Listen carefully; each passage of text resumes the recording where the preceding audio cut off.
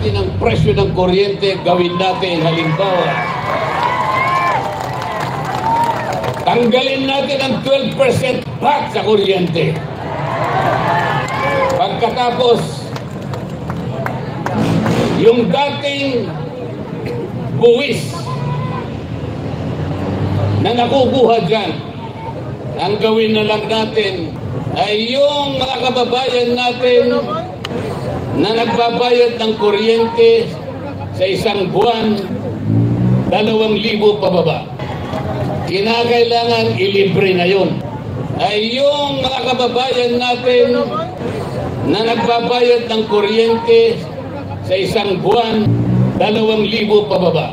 Kinakailangan ilibre na yun. Yun ang tunay na akap. Yun, napakaganda. Napakaganda po itong binitawan ni Senator Marcolita, no? Sa kanyang rally ginaganap kahapon, no? Kanyang rally ginaganap kahapon. At binitawan nga dito ni Kung Marcolita yung totoo. yung akap pala ngayon ay peke, na peke. Ito yung totoong akap, sabi ni Congressman Senador Marcolita, no? Ito. Ang totoong akap pala ay pag mayroon kang sa kuryente, pag ang bill mo sa kuryente ay 2,000 pababa, gawin kang libre. O sino may gusto niyan? Yan pala yung totoong akap. Libre yung kuryente mo pag 2,000 pababa. Pag nagbibil ka ng 3,000, malas mo, hindi ka kasali. Hindi ka kasali.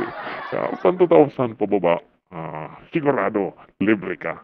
Yan yung totoong akap. Ito maganda po itong naisipan ni Senator Kung Marcolita, no? Dahil kung ganito palang mag-isip yung ating mga politiko dyan na nakapwesto ngayon, no? So napakaganda sana ng buhay-buhay natin ngayon, no? Lalong-lalo sa mga mahihirap. Kaso lang, wala predator. Ito ang mga nakapwesto natin na mga politiko ay mga predator sila. Predator, sinisip-sip ang kaban ng bayan. Kaya predator itong mga namo na mga politiko na nandyan. Ito. Palusutan natin ito si Congressman Senador Marcolita, no? Dahil napakaganda pa yung mga naisip niya. At kita naman natin yan noon pa talaga sa panahon ng Meralco. Talagang lumalaban na ito si Senator Marcolita pagdating dyan sa mga kuryente. At sinasabi nga niya na ilan yun? Di ko nagkakamali. 10 yung panukala niya na sa may House of Representatives. 10 yung panukala niya patungkol sa kuryente. Ang masaklap nga lang, wala man daw kahit isang tinalakay.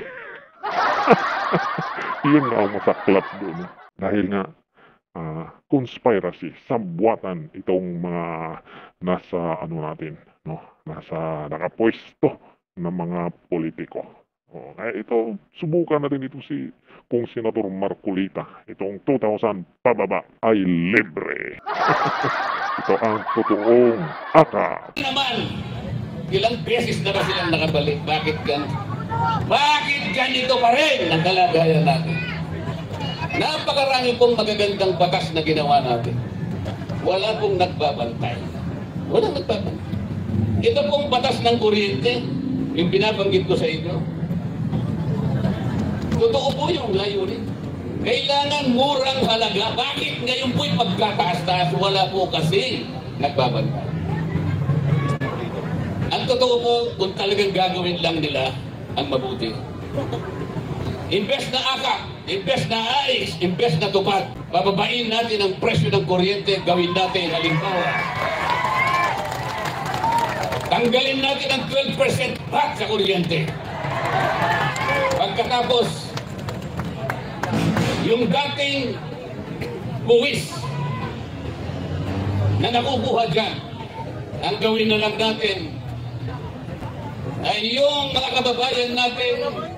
Pero huwag natin kalimutan itong by scam, no? Yung scam ng 2025 budget, ilabas nyo yung enroll bill, ilabas nyo. Ang dami nyong sinasabi, dami nyong paliwanag, mga fake news, sige, ilabas nyo, kaysa ini-impeach nyo na si Bibi Sara para maligaw yung istorya. Huwag nyo nang iligaw, ilabas nyo na yung enroll bill, Ito sa Senado, yung Senate President, sabi, that's an enrolled bill. Oh, enrolled bill pala, okay, enrolled bill. Ilabas nyo ang enrolled bill para magkaalaman na kung ano bang mga nakalagay dyan. Excited nga kami kung ano mga nakalagay dyan sa enrolled bill, ha? Bakit hindi may labas-labas yan? Naghahanap na ang taong bayan dyan sa enrolled bill na yan. Kaya ilabas na yan. Akala nyo nakalimutan namin. Ini-impeach nyo na si BP Sara at nakalimutan na namin itong iskandalong ginawa nyo sa 2025 budget. 6.3, ilan ba yun? 352 trillion. Akala nyo nakalimutan na. Hindi makalimutan yan. Ilabas ang enrolled bill. Eh, kahit na na-approve na yung mga AKAP-AX nyo, ilabas ang enrolled bill. Ilabas nyo na ang enrolled bill, ilabas nyo na. Na nagbabayad ng kuryente sa isang buwan, 2,000 pababa. Kinakailangan ilibre na yun. Yun ang tunay na akap. Kesa magbayad ka ng buwis, kukurakutin lang. Eh bago nila kurakutin, ibigay na lang natin na libre from 2,000 pababa. Ibigay sa mga taong gano'n ang consumption sa kuryente. Ang mabebenepisyo po nun pag ginawa natin, magagawa naman eh. Pag nagawa natin yon, 4.5 million Filipinos na mahihirap ang mabebenepisyo. Katumbas ng 28 million Filipinos. Hindi yung pumunta sa inyo akap. Ano ba yung akap? Ayuda sa mga kapos ang kita.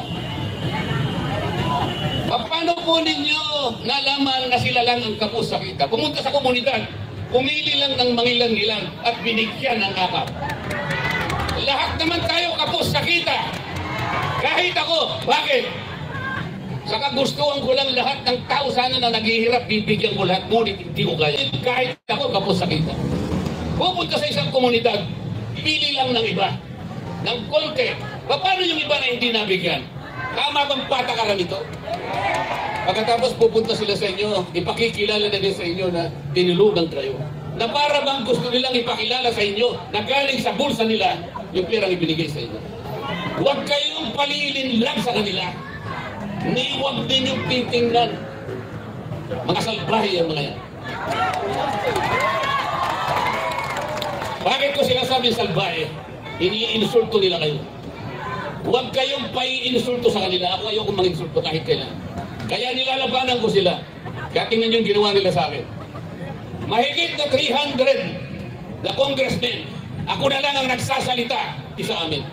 Lahat sila ay pare-parehong may project.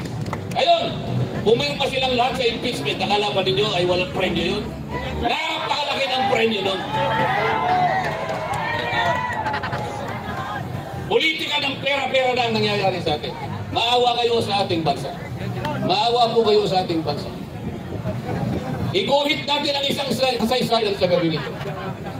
Unang-una, naging kasaysayan na sapagkat ito lamang ang pagtitipon na nakalibog ng ganito karaming mga mamamayan. Wala pong nagbayad sa inyo, may nagsakripisyo pa kayo, ang iba po'y namasahe pa, ang iba'y galing pa sa Visayas, ang galing pa sa Mindanao, di ba? Wala po kaming maibibigay na pera sa inyo, ngunit ipinakita ninyo ang kahalagahan ng pagtitipon na ito. Salamat po sa suportang yan at gusto kong samantalahin, gusto kong ipaintindi at gusto kong bigyan ng emphasis. Magsimula tayo sa araw na ito. Makikita nila at malalaman nila kung sakasakaling ako'y nandun ako. Naniwala kayo sa akin. Kahit ilan pa sila, kahit sino pa sila, basta sa tama lamang po tayo. Huwag tayong lilihis sa tama.